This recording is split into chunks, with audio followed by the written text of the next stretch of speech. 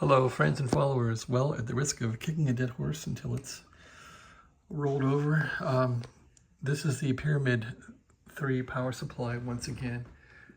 I had this running on the Flex, and I was running at 100 watts, drawing 20 volts, or drawing 20 amps, and it was running. And I saw the voltage like tick down. It might have ticked down like a tenth of a volt or something, and then the Flex kicked off. And I said, what the heck would make this thing tick down?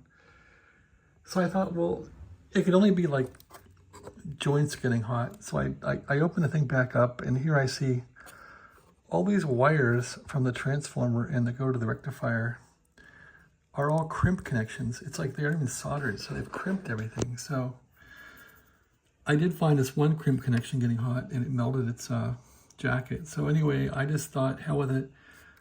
I soldered all these crimped wires. I soldered this crimped wire here. I soldered this crimped wire and this crimped wire down here, and this crimped wire. Anything crimped here with high current got soldered. Anyway, I also soldered these terminals directly onto the rectifier so they can't move or leak or have resistance. So this should be a little better. Everything that's been crimped has been soldered down. I think I did the same thing in a Drake power supply once. So let's give this a try and see if it's any better. Trial and error at its best.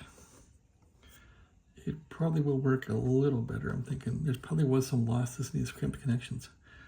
Anyway, you know, they slam these together and they sell them, and they work, but when they really put to the test, they fail. And maybe it's because it's old and the connections are bad. I don't know. Let's see how it works now. Thanks for watching. Have a great day.